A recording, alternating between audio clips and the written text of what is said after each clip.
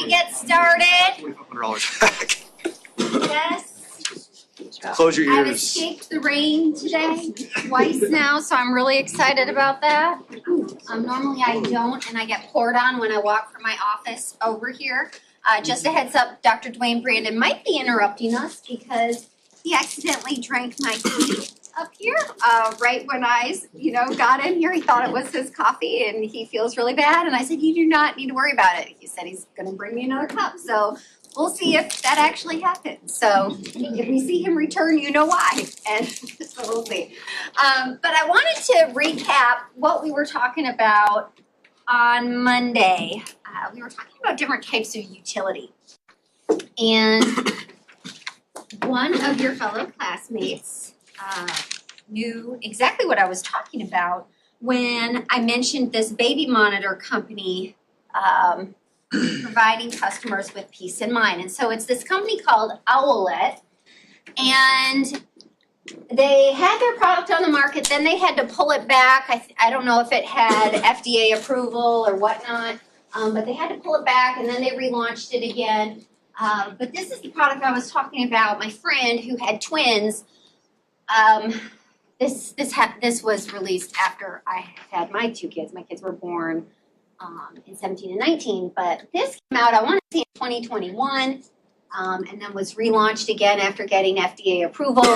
But you can see how it, provides a variety of different metrics on a child, which can provide parents with hopefully some peace of mind or some sort of reassurance. And so, in talking about these different types of utilities, the psychological utility really gets at this idea of how it makes the customer feel. And it's not just happiness. Like oftentimes when we think about psychological utility, people might think of things like experiences like going to Disney World or other activities that are enjoyable and fun. And certainly those provide psychological utility. But there's also other elements too that fall under this aspect. And you think about people buying for status. Most of the time, if you survey customers, they'll likely not tell you that they're buying a product based on its status. They're often afraid to admit that. But in reality, they might be choosing that particular vehicle because it makes them feel important, or they're choosing that watch or choosing that power suit or whatever it is because of that sort of status or that sort of power it might make that consumer feel like he or she has. Also, someone in here brought up this idea of buying socially responsible products, even buying local, buying, those sorts of products or brands certainly can have psychological utility as well. And so this is very broad and not just on this continuum of making someone feel good. There can be utility in making customers feel other types of emotions. Now, I also want to say that there was one other example that came to mind. I often listen to the Wall Street Journal on my way to work or my way home, and I saw this and listened to this, maybe it was Monday after work. And has anyone read this? The expanding drone deliveries. Has anyone in here had a drone delivery from Walmart? Okay, so this article talks about how they're already doing drone deliveries in, I think, 4 different regions. Atlanta would be the closest region to us. But they're going to be expanding drone delivery to hundreds of more stores. And so here you can see the goal is to set up service at more than 270 of its locations by 2027. And think about this right here. So their Senior Vice President of Digital Fulfillment says, we want to help customers get what they want, when they want it, and where they want it. What types of utility are seen in the when and the where? Potential test question.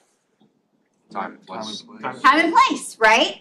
So when they want it, it's the time utility, where they want it, the place utility. And so I think it's interesting. So they talk about how usually this fulfillment takes about 30 minutes, okay? And it can carry up to, I believe, 5 pounds. They give some more specifics down here. Where did I see that? Yeah, right here. Okay, up to 6 miles. So here are some more specifics on how it works. And for Walmart Plus customers, I believe it's free. But for others, it's about $20 for each time they use it. And I could totally see how if you're a parent and you're by yourself and your kid's sick, you really don't want to bring your sick kid to the store, but you need something. I could totally, or even maybe you need ibuprofen because your child has a fever, using a service like this. Or you're in the middle of cooking and you realize maybe you're out of garlic or something, like something that this could be relatively useful. I definitely see in a variety of different situations. But I wish we had that here to some extent, because I'm really curious what it feels like to be living in Atlanta. Like, are you seeing drones all around, like to and from these different neighborhoods? Because, I'm sure some neighborhoods use this more than others. And so I just am really curious how this is all going to unfold. But I certainly see how this can fulfill a need in the marketplace. Now, the article also talks about another reason why they're able to expand this is because there were some new regulatory changes, okay, that basically eliminate some of the restrictions that hindered the ability to expand doing drone deliveries. And so, again, we'll talk about throughout this course, maybe even later today, how there's certain external forces that marketers can't control, but they'll have an impact on your marketing strategy or your 4 Ps. And so here, this is, I think, an example of how, regulatory changes have enabled Walmart to have this particular type of fulfillment.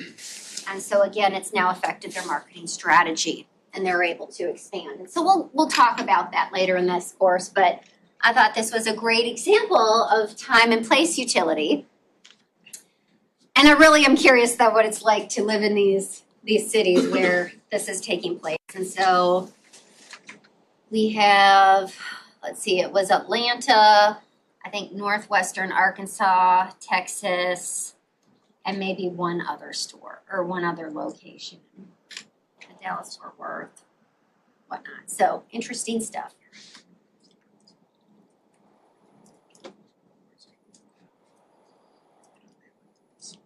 Okay, so why these utilities are so important is because as a marketer, if you're going to create a product that has value, you should be understanding as you go about developing your products or your services or just more generally thinking your offerings, as you go about developing your offerings and your communications, you should be thinking to yourself and researching likely what are consumer needs as they relate to these different types of utilities.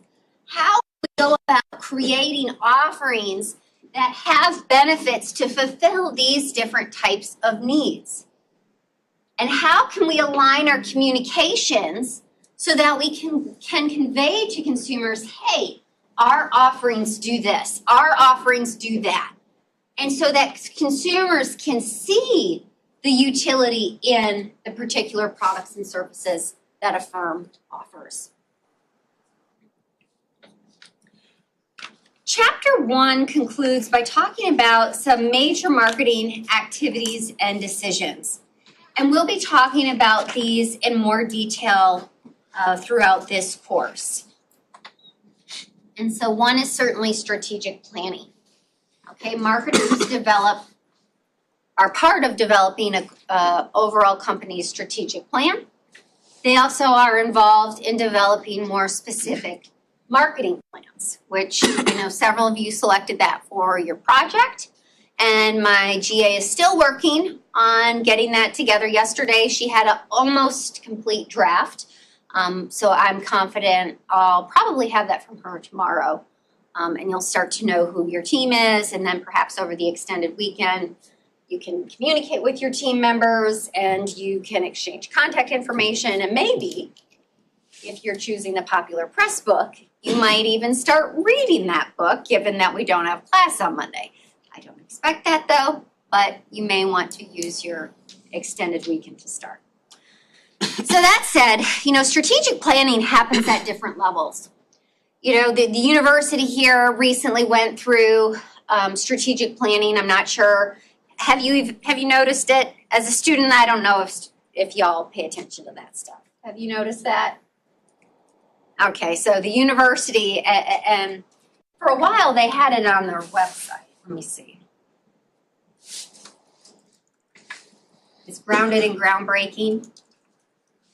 Yes, okay, now that I say that, some of you are thinking yes. Okay, so it's a 10-year strategic plan, and they Is that even part of like their funding thing that they're trying to do, where they're the big donation push? Well, we're always trying to get donations because largely, this building was funded thanks to Raymond Harbert, and many other parts of these classrooms were funded based on donors, or like the Tiger, well, I don't know if it's called the Tiger Lab, it's called something else now downstairs. So this university, yes, we get state funding, but largely what we do relies on wonderful alumni and people who want to contribute. So yes, I'm sure there is a capital campaign tied to this strategic plan. So thank you for mentioning that. But the university went through this strategic planning process, and they launched this strategic plan last year at the university level. And even you'll see, if you watch some of the sporting events, you'll see, the Auburn commercials on there, and you'll usually hear the words grounded and groundbreaking. It's the tagline for the strategic plan. But as the university has gone through strategic planning, we too, as a college of business, if you think about the different colleges that the university has, right? We have the College of Engineering, the College of Education, our Harvard College of Business, right? So we have many different colleges. So the university had their overall strategic plan. Each college has their own strategic plan as well. And as a department, I oversee the marketing department next door, and we too are developing strategic initiatives for our particular department. And so strategic planning happens at different levels. Why I'm telling you this is because, as you can see, there's kind of different levels of operations here. We have the overall university, that main operations are housed in Sanford Hall. And so for the most part, usually when you talk about top-level managers or top-level management, they're looking at macro-level issues. What's the mission? What's the vision? Okay? And then as you kind of move down to different levels of management, it gets more refined. And so usually at the lower, more operational levels, that's where marketing plans are being developed. Okay? So strategic planning can happen at different levels, but when thinking about an organization collectively, the strategic plans that happen across an organization at different levels, they should be cohesive, right? They should have some consistency. So if the overall goal, let's just say at the university, is to provide an outstanding student experience or exceptional student experience, I forget the words that are used, then if that's the overarching goal of the university, if we move down to lower levels, like for instance the marketing department in the College of Business, right? That's one department out of, I think we have 6 different departments over there. Finance, accounting, management, supply chain, business analytics, and marketing, yeah.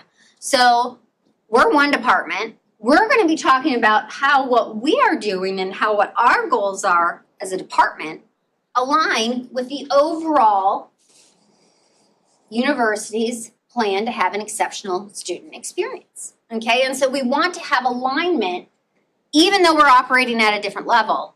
We want to be able to connect what we're doing to the overall organization's goal.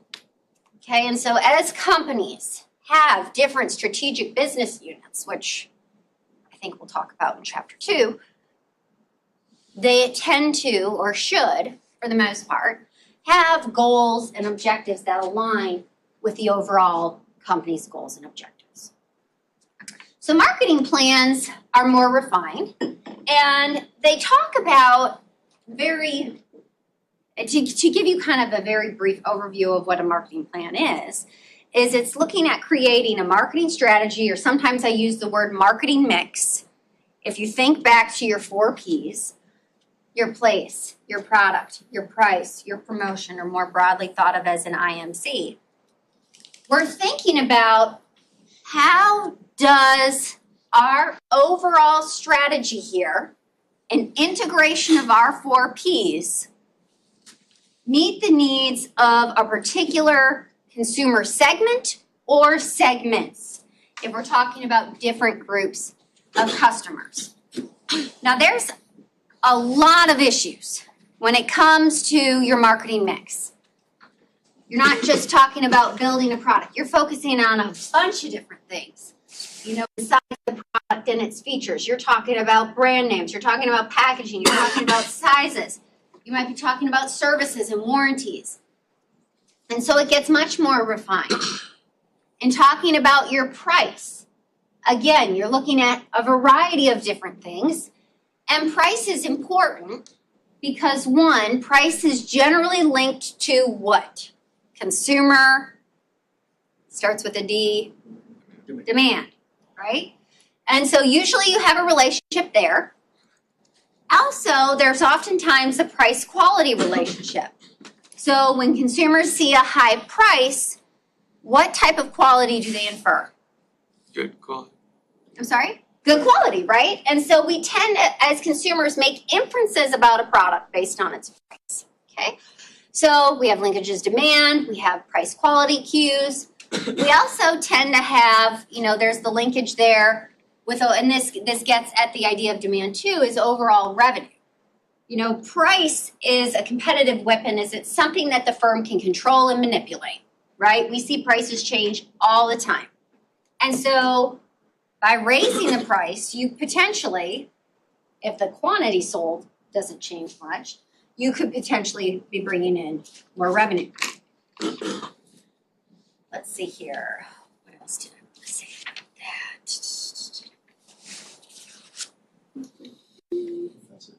Yeah. Yeah. What would you say in your own words is the first principle that marketing supports a business? For instance, Auburn as a nonprofit, how does marketing act as an activity that translates to $1? So you talked about our capital campaign. Yeah. Most people, especially in a business setting, think of marketing as an expense. What is the exact activity that translates to $1? Well, I would say when I think of marketing, I think about satisfying the needs and wants of your customers. So I tend to think of, particularly for Auburn, that's a great question, by the way. For Auburn, our customers are our students, okay? Students should always come first. If we don't have students, we're not going to have jobs. Just like how, this sounds horrible, but it's the truth. Let's think about it in terms of if you're working for Kellogg and nobody's buying Kellogg cereal, your job's going to exist? For that strategic business unit, probably no, in terms of cereal. So I always think, in terms of marketing, the activity is you're creating offerings that have value. You're creating something that fulfills the needs and wants profitably, okay? And so there's many different activities, right? All 4 of these are dimensions or activities that marketers are involved in, and it is so important. That's why when we're talking about a customer orientation, it's so important for companies, I think, to train their employees on the importance of a customer orientation. because those employees should know that they exist because the company has customers. Those employees would not exist if the company didn't have customers, okay? And so that's why fulfilling the needs and wants of customers is is at the heart of marketing. Now, again, so going back to understanding needs and wants, again, as marketers, we need to understand needs and wants as it relates to all four of these P's. And so we're talking about price, and so price correlated to demand, directly correlated with revenue and profit. It oftentimes, can be easily changed and also serves as a quality cue. So very important. And so pricing decisions aren't always so easy, okay? We can also talk about promotion as being another, P. So promotion, people oftentimes just think advertising. And that's not it. In fact, most firms tend to spend more on sales promotion or short-term incentives to buy. So in other words, sales promotions are things that encourage people to buy, okay, quickly. And so many companies spend more on sales promotion than they do on advertising. Okay. And so when we talk about promotions should be coordinated. They should be cohesive. They should present a unified message to the customer. And we'll talk about this, why it's important when we get into branding, which is another bullet on this screen. So remind me to do that if I forget. And then place deals with that where element. And also, before supply chain really became its own department here, it was housed within marketing, because in marketing we like to think about things as marketing channels, okay, in terms of getting, the raw goods to create a product at the right time, at the right place, in the right quantity, at likely the lowest cost to the firm, is what supply chain managers likely look for. So that's certainly an element of place. And so talking about all sorts of issues there. And so when we come back to marketing strategy and strategic planning, we're looking at how are we going to combine these elements, which I often refer to as the marketing mix, to create an offering that customers find attractive, an offering that has value. And so when going about creating a marketing plan, which is all about combining marketing mixes with a certain segment or multiple segments of the market, you should be keeping in mind the company's overall strategic plan. They should be related. Marketing activities largely rely on research. Okay, and I know I've said this before talking about the marketing research industry. So what are marketers researching? Well, certainly they're researching trends, customers' needs and wants, how they're doing things, why they're doing things. And I think it's really interesting. I was reading a statistic the other day that said happy hour, like people engaging in happy hour, is down about 40% since 2019. Why do you think that is? Because you don't have as many people going into the office every day. So yes, this idea of remote work, right? People are working from all over. You can't just kind of casually get together and go to the Hound or wherever it is you might want to go. What else? I was just wondering, was that statistic from 2020 or from today? I think it's today. Okay. It said since 2019. Yep. I saw something the other day that millennial, not necessarily millennial, but people, Gen Z and stuff like that, are drinking a lot less in general due to expense, and marijuana is taken up a little bit, so it's kind of offset that a little bit. Yeah, and so yes, and so that's what this article is talking about, is that people aren't drinking as much. The younger generations, they don't drink. They tend not drink as much as some older generations.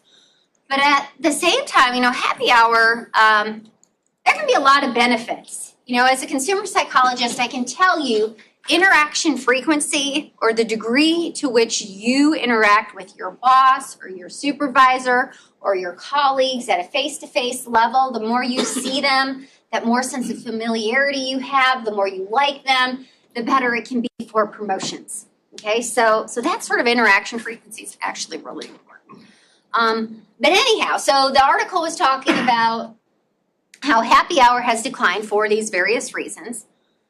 But restaurants oftentimes, now I have not worked in the restaurant industry, but they were talking about how, well, wait, I take that back. I worked at a coffee shop called Gloria Jean's. Have you guys ever heard of it? No? Okay. It was a franchise back in Wisconsin. Don't know if they still exist, but this is like 2001, 2002, so many years ago. Anyhow, but the article was talking about how restaurants largely can't just survive on food sales, right? They need those drink sales to help them stay in business. And so they were talking about how these restaurants have had to adapt to by creating different offerings. So what do you think some restaurants are doing? I've even seen this here in Auburn a little bit to bring people in. What might be some activities that restaurants are doing? Oh, like game nights and stuff. Yeah, so like game nights, trivia nights, experiences at the restaurant. I've never been to Bunkers here, but I heard it's fun. Have you guys gone? It's like a golf simulated restaurant. Like, I think you eat. Have you been? Oh no, got another one. Huh? Got another one for you. What's that? Daily specials. Daily specials. Like, what do you mean? Like food specials. Oh, yeah. So yes, but so I would say those have been around, but yeah, certainly daily specials might be another way to attract more business. So, thank you for sharing that. So yeah, so I mean, companies have had to adapt. Now, they were talking about how in major cities, some of these restaurants have actually like brought the bar to the firm, like to the organization.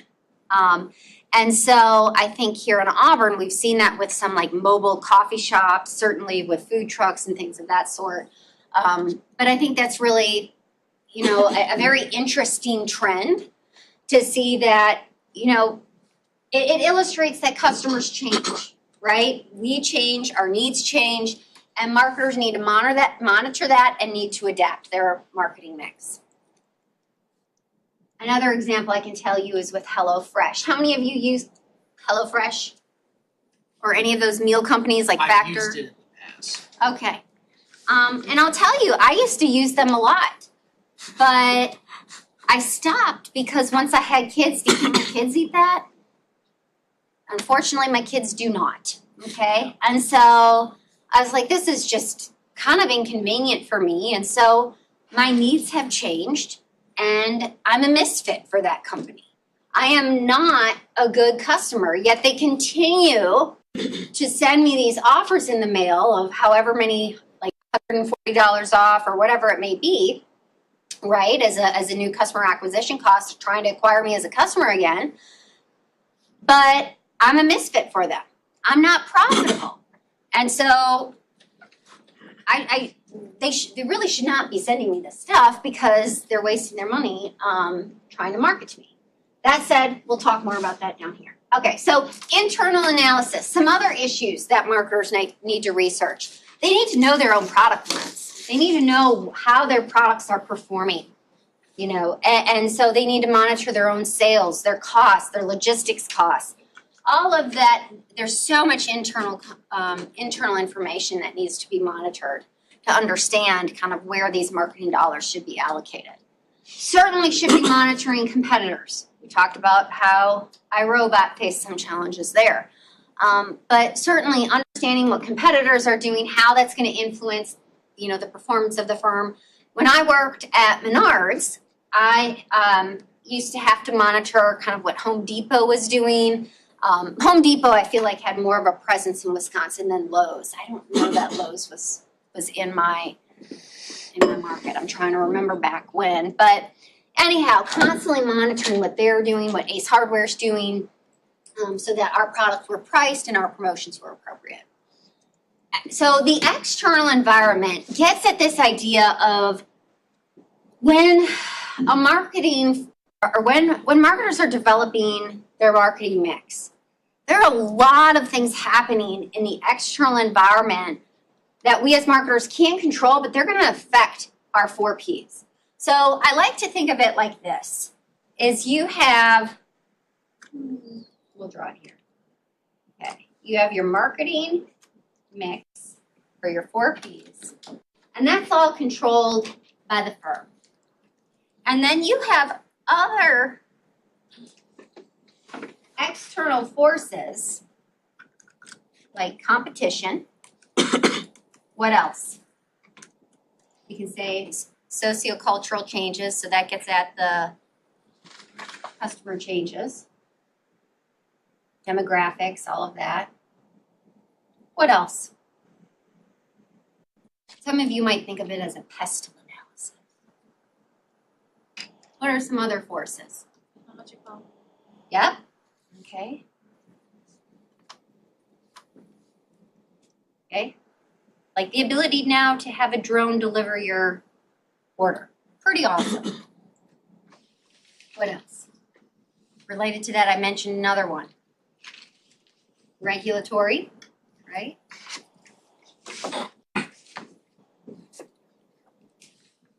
I'm missing one more. Kind of economic. Tariffs, great example there. Okay. So, well, that's kind of regulatory. But anyhow, so of these, marketers can't really control these external forces. But we need to understand them. We need to monitor them. We need to research them and adapt our marketing mix as needed. Another major marketing activity is developing competitive advantage. What's competitive advantage?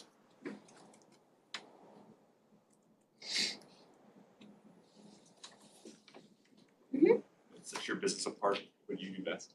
Yeah, what do you do best? What sets your business apart?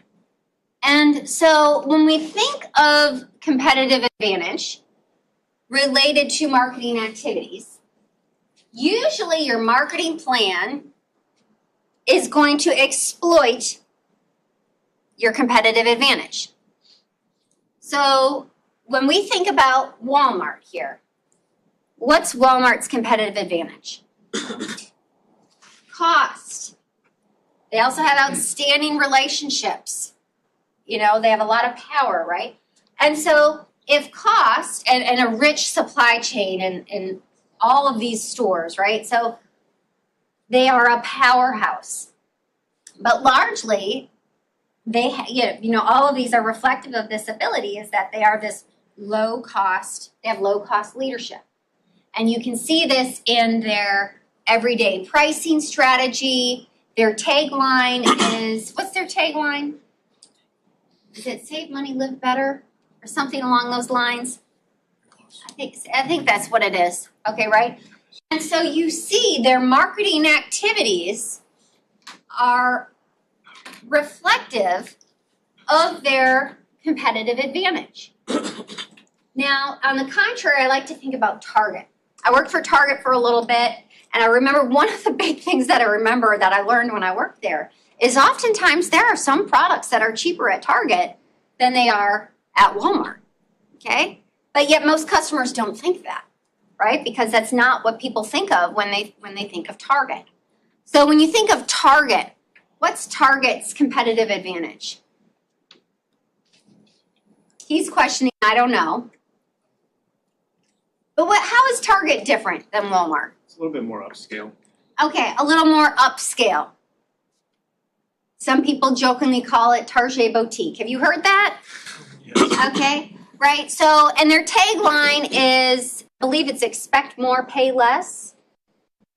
Right? And so there's this element to Target that they've differentiated themselves from Walmart in that, they have a little bit more higher quality items, right? That's what they want, customers to think, and that, they have some better things than just, cheap, low prices.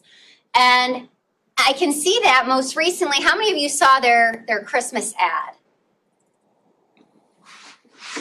If I start singing the song, it might trigger a memory, but it's something like mystical, magical, oh, you know, that song? Okay, some of you are laughing, yes, no. You know what I'm talking about? Okay, but their commercials, right, are a little bit more exciting, more upbeat, right? So it makes it seem like it's fun to shop there. Is Walmart showing that? No, okay? And so I think that's a great comparison about how, I feel like I need to show you this commercial now that I tried to sing it. Here, let's see here. Let's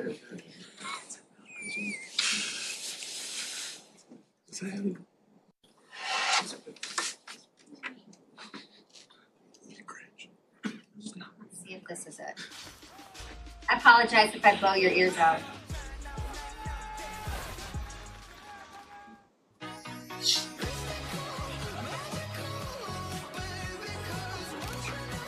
Does this sound familiar?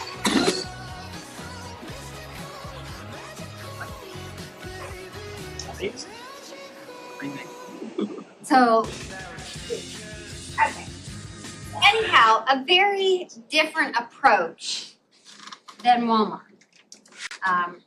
You know, their competitive advantage is largely based on their image, and of this idea that, you know, while the value's still there, the price point's still good, you know, you can have fun while you shop there, right? It's mystical, it's magical.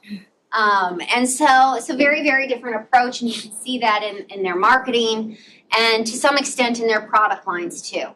Sometimes they have partnerships with certain designers, which get at this idea of, oh, we have quality products.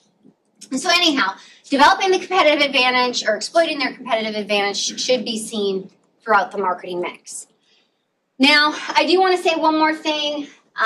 When speaking about monitoring these external trends, sometimes this is referred to as environmental scanning, but it's something that should be constantly done because the external environment is constantly changing.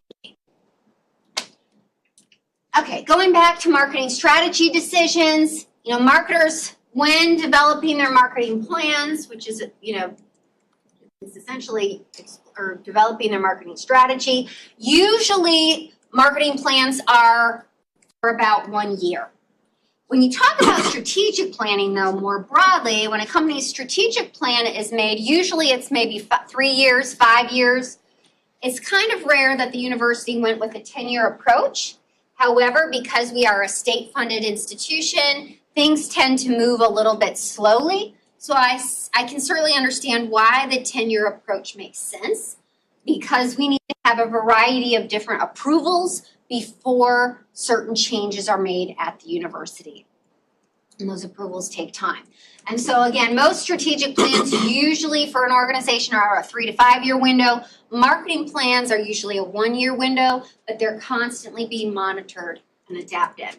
So largely when developing your marketing mix, you're looking at identifying, you know, what segment or segments of individuals are a fit with our marketing plan. You know, who are we targeting? And so your target market, what's your target market?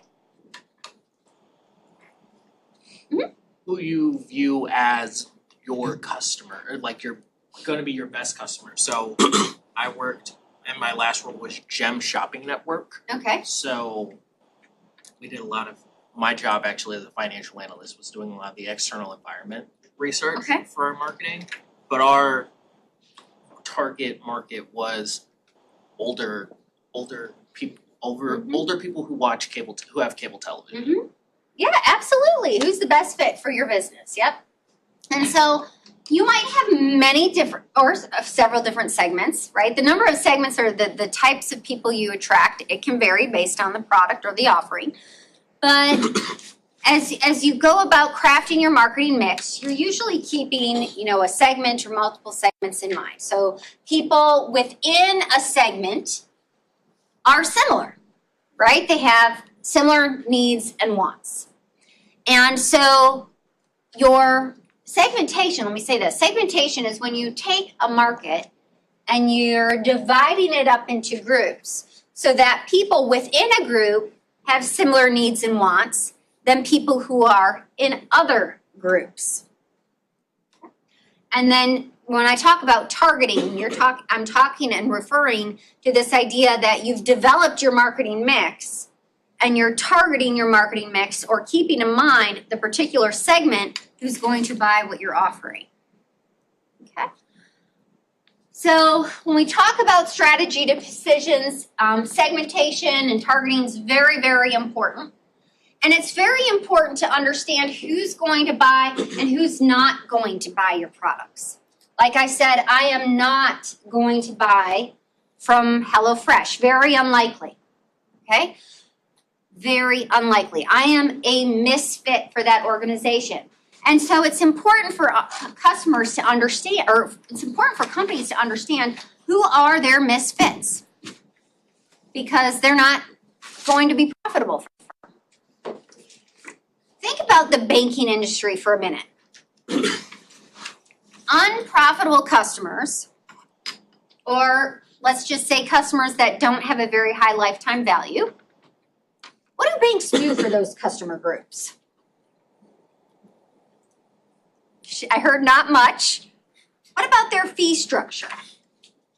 What might they have on their checking account? An actual there's minimums, there's overdraft fees, stuff like that. So there might be a monthly maintenance fee.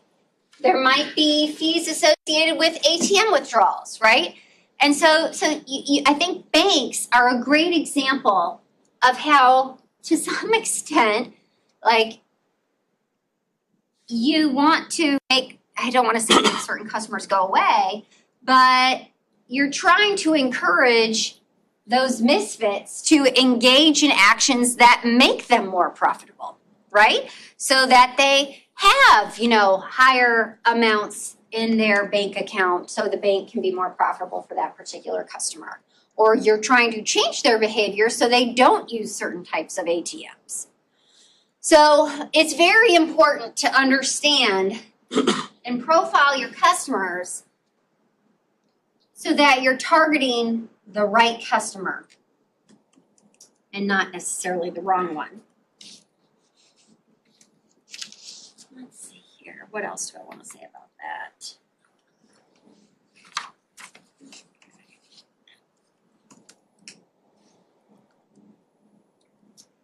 And okay, so marketing program decisions. We were talking about, so we have product decisions, pricing decisions, promotion, which again, when I say promotion, we're really talking about integrated marketing communications. This idea that your marketing communications, whether you're talking about, what your sales force is saying, what your advertising is saying, what your social media is saying, your direct marketing, your PR, all of that. There should be some unified message across your communication strategy, but there also should be more broadly communication or integration with your overall marketing mix. And in other words, your 4 Ps. When there is integration with all of your 4 Ps, it can enhance the success of your marketing activities. And I'm going to give you an example that I think demonstrates why. Patagonia. What do you guys think of Patagonia? Yeah. Outdoor gear. Okay, so it's outdoor gear. It's really warm. Really warm. Okay. Well, so Patagonia, I think, is a great example because they have built their brand by consistently aligning their activities, their marketing activities, their operations, and their overall product design and assortment in such a way that they collectively all demonstrate that the firm cares about the environment, that the firm aims to be socially responsible. So to give you some examples of their marketing activities, they had this commercial, or not commercial, they had an ad years ago that was, do not buy this jacket. Okay. So they had, got it, whatever, okay.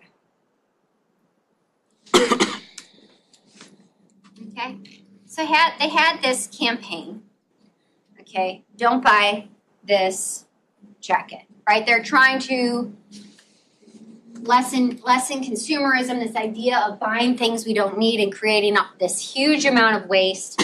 You know, we have so much waste here in the US in terms of our landfills. You know, I think back to, I should have opened up a storage business, like a climate storage controlled facility, because I mean, people just tend to acquire so much stuff that they rent out these facilities to keep all these things that they buy. But anyhow, Patagonia had this campaign, don't buy this jacket. And it was very popular with high, retention rates. People saw it, they remembered it.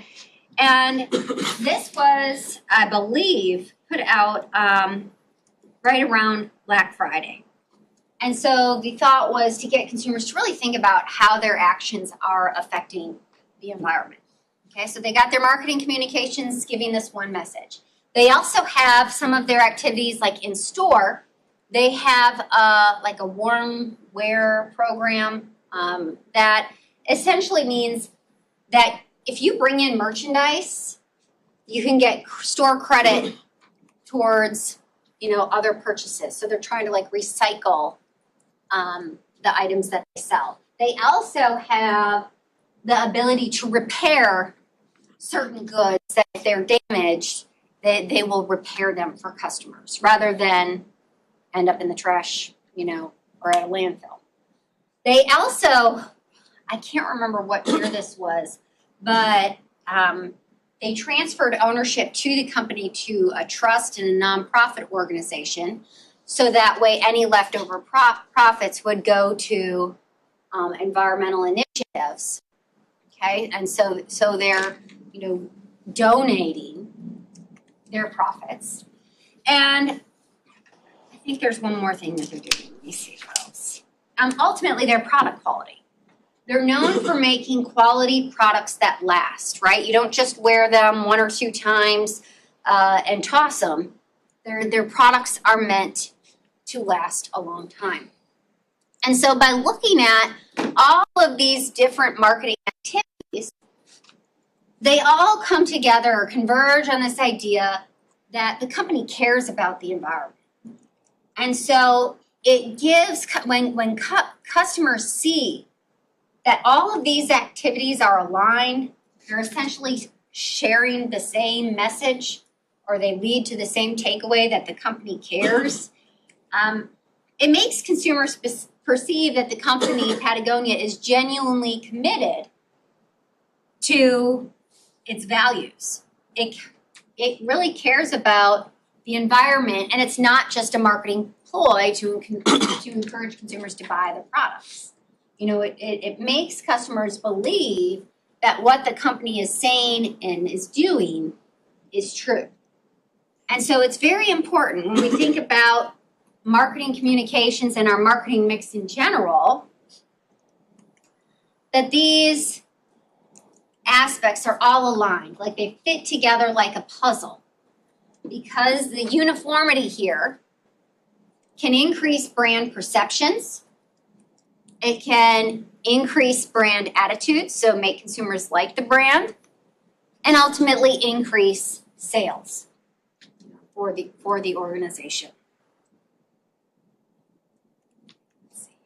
And so when we talk about branding, you can kind of think of branding and positioning as what comes to mind when thinking of the brand.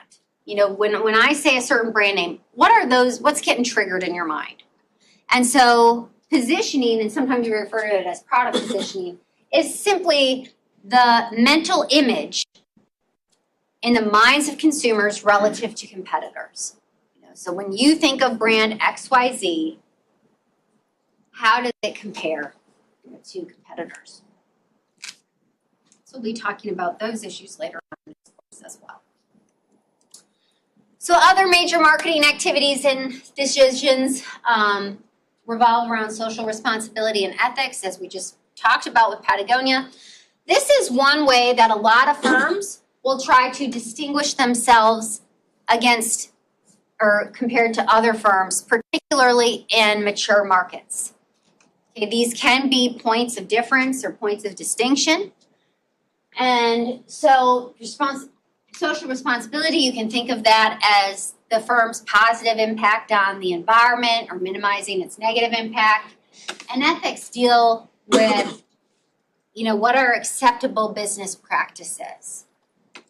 Like in marketing, really, I think about taking care of customer complaints, right? How do you handle those issues, as a firm? What are the types of products and services you sell? How are they impacting customers? Implementation and control, we'll be talking about that as well. So implementation deals with putting the marketing plan into action. How are you going to achieve your goals? What are you actually going to do when it comes to your product, your place, your placement, and your promotion? Okay, so implementation is the how, and control activities are the assessments. So the assessment of your marketing plan or your marketing activities. What do you think are some metrics that firms are looking at when it comes to their marketing activities? Ginger, you looked like you had something. No, I'm just. You're stretching. Okay, moving that sleeve up.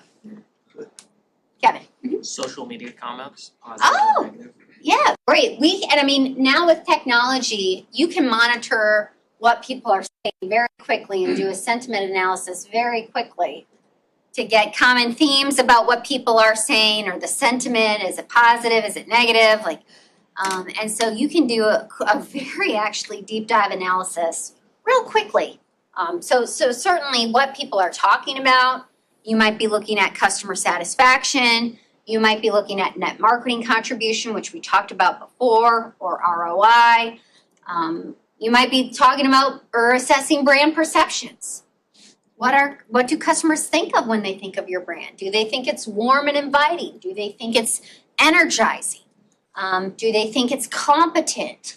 We'll talk about brand personality later in this course, but so there's a variety of different metrics. On the retailing side, you might be looking at what's the average transaction size or the average amount of items purchased. What's dollars per square foot, So there's a variety of different metrics that can be used in marketing, but ultimately the metrics should tie to the goal. What's the marketing objective, and what's the metric that's going to be used to assess that objective? So control deals with assessment. Yep. Obviously engagement's weighted more than just views or anything Yep, like that. okay. But how important are views in general? Because I'm thinking like YouTube, you're automatically Yeah. served an ad, and the first thing I do is I just skip. I don't even think about it. Is that considered? Is that weighted at all in terms of?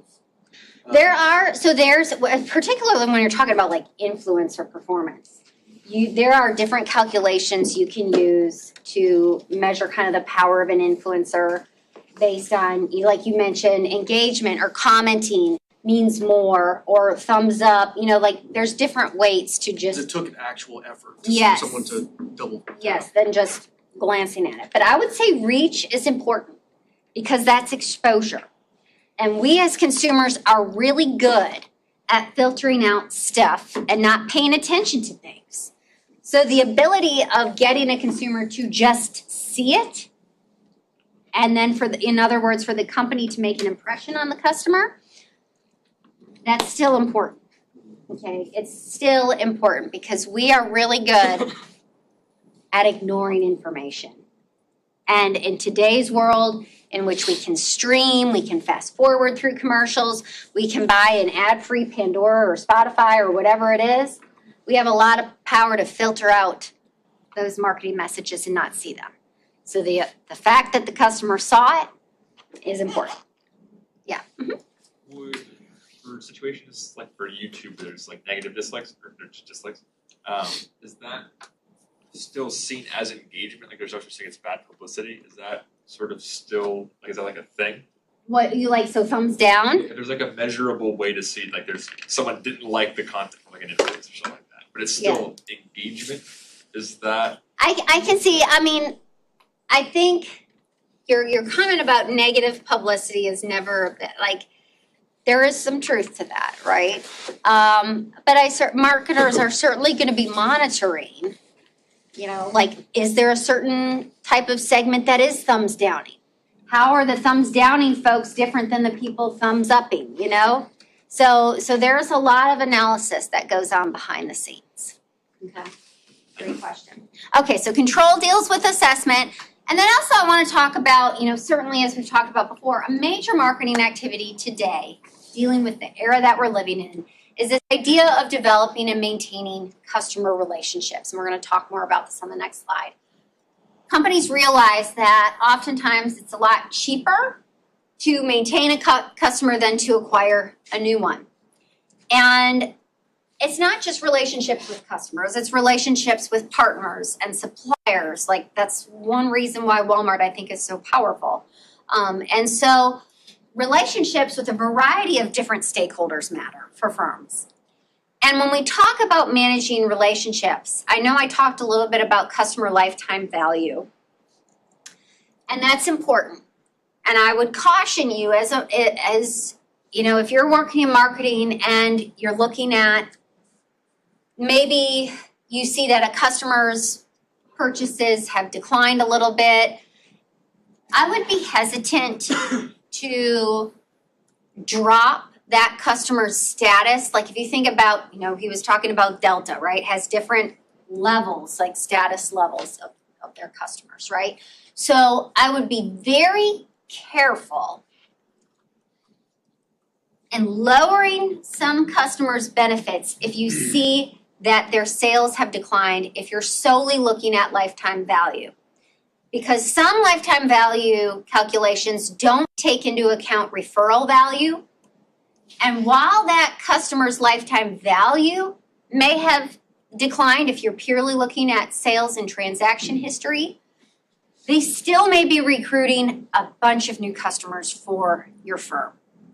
And so their referral value may actually be way higher than their lifetime value calculations. And so I would be very, very cautious about kind of demoting customers. So let's talk about relationships for a minute. I want you to think, I'm going to give you 2 minutes. If you can, think about a company whom you think you have a relationship with. And when I say a company, it can be a person too, like your hairstylist, an attorney, your dentist, maybe you have a tax professional, you name it. Okay, so it can be a company or a person. So I want you to think about, you know, who do you think you have a relationship with, and what is it that they do? What is it that you do, you think, or you feel? Okay? Take 2 minutes to think about that. And then we're going to talk. And feel free to talk with those around you too. If you need to brainstorm with people around you and run ideas by them, please feel free to do that. What about you, Steve? So, you guys have a relationship. She does that. Oh my gosh, she does best, like just blow off steam. I have a relationship with the other Some like a US business, I wouldn't count on them to make a delivery. What do you do? Of anything. What I do? I literally watched them drive by my house one day, and then took me to take this mail. Your mailbox because it was covered. And me and I were like, we just watched them drive by the mailbox. It was a very interesting. But I locate And then when you go there, for some reason they have wonderful storage. Eternally. Up front, at least. Yeah. They're all sitting in the back smoking and joking, you know. Well, then you find out that they have one manager for 4 or 5 people. It's almost never there. Legitimately, Legitimately, to all the OIC, like usually they're the same postmaster for several locations. crazy. And they're the person with like all the legal authority and everything. If they were a business bold not a specialized government, they would have been Gotta cut it. years ago. So they lose money every year. How do you feel? Every year they just Gotta lose get money. ready to buy. But Always I also bulk. understand that some of that We're is, not gonna be like swimsuits. like, I would rather have the USPS and then lose money for the government Never know, man. Always ready. than, like, back in the day when it first came out, the USPS was crucial. You could send children in the mail across the country. Back in the day, Back in the day, back in yes. the day, yes, but it's now that we have next USPS, they can do it 8 times better. We have a legit 150. It's true. you know. No, you're not wrong. Of course, I have been screwed by UPS. So it started last year. It was a $500 loss on my part, and they wouldn't do anything about it. Yeah, Amazon refund policy. They're incredible. Incredible. Especially back in the day, and probably like Ford was goated if you met waterways. Yeah, but it's like, I think I'm on the high side right now because I ate this morning. I'll see you guys. Well. Okay, we're gonna go. This side of the room seems awfully quiet. So I'm gonna pick on this side of the room. Jacob. What company or provider do you feel like you have a relationship with? For me, it's Airbus actually. Airbus, okay. I'm from Mobile. Okay. Airbus has done a lot for the community, Mobile, in helping economic development of the city. Okay. And, they treat their employees really well. So I really like them as a company. Okay. Okay, I like that, and you're from Mobile. Okay, very cool. Who else? Maybe I need to pick on Thomas here. Okay, Thomas, what can you tell us? Apple, probably. Okay, Apple. Also, I have 3 of their products: a watch, a phone, and a computer. And when I was looking for a computer, when I didn't have one, I looked at Macs because I liked the iPhone. It's kind of like the integrated suite, everything working together. everything working together, and he's narrowed his focus to an Apple product only. That was when you needed what? A computer? Samuela had a good one. She Okay. had a really good one, actually. And well, you tell us, what are you thinking of? Okay, so I was thinking of the electricity company of Ghana. That's a company that supplies the southern part of Ghana with electricity. And they're not really proactive with their communication, such that maybe if there's going to be a power outage, or if there's a maintenance and there's going to be a power outage, they don't communicate ahead of time to consumers. And I know people who've lost remote jobs because they were in the middle of meetings and the power just got cut off, and then their Wi-Fi, it just cut off, and then maybe their devices are dying, and then there's no immediate way to charge them up quickly. So, yeah. But you feel like you have a relationship with the power company? The negative relationship. So it's a necessary relationship. If I had an alternative, I would have switched. But then because I don't have any alternative, I have to continue keeping this relationship. But then the relationship doesn't serve me as much as I would expect from that. So we call that calculated commitment, I think oftentimes is the marketing term for that.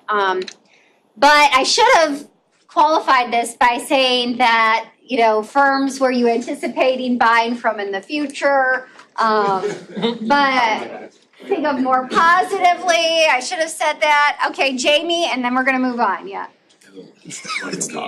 Okay. Well, you can both say them then. Mine is like Bury Me at Buc-ee's. I love Buc-ee's. Oh, I have a Buc-ee's, very good okay. relationship with Buc-ee's because it combines like Walmart, Target, and a couple other places all in one, and my grandma's house. Like all in one. When you go in, you smell pecans. Okay. But they also have really clean macarons. You can also get gas there. Okay. It's so good. Okay. I would recommend it. So it makes you feel good. Okay. I was gonna say Costco, Okay. and you can actually get a casket from Costco. They can bury you in a Kirkland casket, Wow. but more of the fact that the idea that my family has had, or have been members of Costco since 1999. So Okay. they've been long-term members because the customer service is so well, because it's so easy. Their stores are all set up in a way where I've been to Costco in Mexico and I know where the stuff is gonna be still, even, Okay. you know, as well as the idea of just the return process is very good. If there's any issues you have with a Kirkland or with any Costco brand, it's very easy to return things and they'll give you your money back. Questions asked. Electronics is the only thing that has like a Okay. hard limit on it. Otherwise, you know, I've returned pots that I bought 5 years ago because they were just weren't. Well, so speaking about societal responsibility and ethics, and I think I mentioned this in here too, is that oftentimes in mature markets, like the industry Costco competes in, that's one way to distinguish yourself. And Costco has historically been known as a very ethical company who treats their employees very well, and it's been a point of distinction for that firm. So thank you for sharing that. So when we think about relationship marketing, there's many activities that firms can certainly do to try to develop a relationship with customers.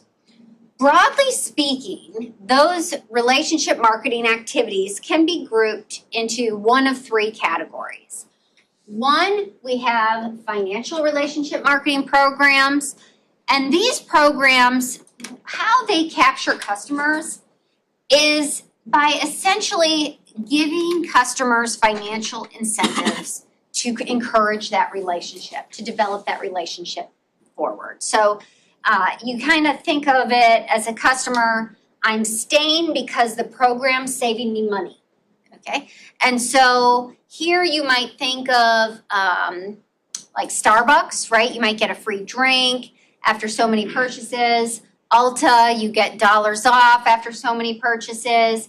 I like to think back to probably my very first encounter with a relationship marketing program was back when Subway had their stamps. You probably aren't familiar with this, but Subway, every time you got a 6-inch sub, back in like the 90s, you would get this little stamp and you would put it on a card, and I think once you got 8 stamps, you'd get a free 6-inch sub, okay? Many companies have financial programs like these. I also think like gas coupons, gas off. Some like companies like Walmart, Amazon offer certain credit cards that give cardholders dollars off, right? So many different ways. Anyone else think of others? Other common ones? Oh, frequent flyer miles, things of that sort, hotel chains. Anyhow, yeah? Does like Kroger have, you can get money off your gas? Yeah, money off your gas through your purchases, yeah. So ultimately, there's some financial benefit to the customer based on their purchases. So these can encourage purchasing or develop relationships with customers in this way because it is saving the customer money. The downside is they can be imitated by competitors very easily. Think about how quickly it is to implement something like this. Yep. Do co-branded credit cards fall into that realm? Like, you know, in order to get customers in and then continue to spend money and then you get free stuff? Or... Like, yeah, so that's what I was saying, like with, great question, with like Walmart Plus or Amazon has their own, I don't know who's the service provider, but yeah, you're getting a financial incentive to stay with that company and continually purchase from Walmart or Amazon, or even like Delta, right? They have an American Express card. So those are all relationship programs or financial relationship marketing programs. Now, social is a little different. Here, social programs are based more on the personalization and the customization of the exchange experience for the customer. So you can think of customers as staying because of how the provider makes them feel. It's this idea of that maybe the provider makes them feel known, okay? It's kind of like when Starbucks hopefully spells your name right when you do your drink order.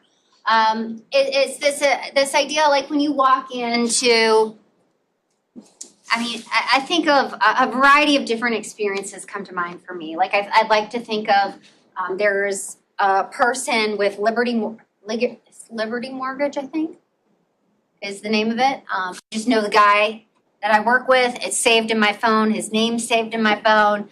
And so anytime we've had to deal with a mortgage or a refinance, he's been my go-to person. And why that is because when I work with him, he has one hell of a memory or a great CRM program. because he seems to remember me. He knows my name. He knows my situation. He knows I live in Auburn, Alabama. He asks me all the time, like, you know, how's the marketing department going? And he seems to just, you know, really personalize the experience to me.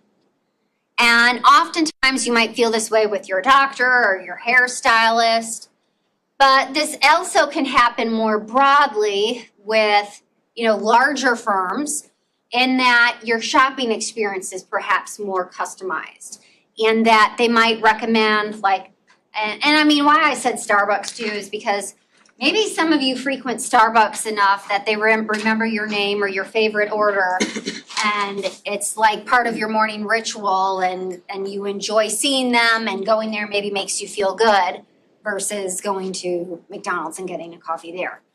So that's an example of like a relationship marketing activity that's social in nature that Starbucks implements by their employee behavior.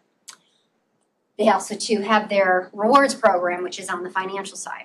Now, other social elements too could be things like, I think about when I do online grocery pickup with either Kroger or Walmart, some of their suggestive selling, right? Like they will recommend kind of, are you forgetting any of your past favorites or your most purchased items? It kind of customizes that experience to you and your needs as you go about purchasing. So those are elements of social relationship marketing activities, and why these work is you can think of them as developing friendships. When you are friends with somebody, you likely trust them, you share information, or you disclose information that make them understand you better, right? So there's this mutual understanding between the parties, and you believe them, you like them, and so there's a host of different benefits that follow. Now, structural programs are a little different. Structural programs require the seller to invest in, make some sort of relationship-specific investment that it's very difficult for the customer to acquire elsewhere. While these are largely occurring in the B2B space, where you think of how a providing firm has tailored their business offering to the selling firm has tailored their offering to the particular buyer's needs, like by creating a certain ordering system or a dashboard. I think in retailing, you can think of like vendor managed inventory, or how, like for some retailers, the vendors monitor their inventory, the retailer's inventory levels, operating on kind of a just-in-time approach, that when they see inventory dip, they fulfill those orders and navigate that for the retailer. So there's many different ways these can exist, but think about the selling firm making certain, usually costly investments to provide a very specific experience for the customer that creates the sort of stickiness, right? There's very high switching costs now for the customer to switch to a competing firm. So like Thomas said, Apple has done a great job, and I would say it's like how they've developed customer relationships is by more of these structurally natured activities, in that all of their devices, right, talk to each other. They're synced. And if he was suddenly to switch to Samsung, how much time would that take you to re-coordinate all that? You know? Too much, right? So structural programs create this sort of stickiness that it's very hard for the buyer to realize these benefits from a competitor.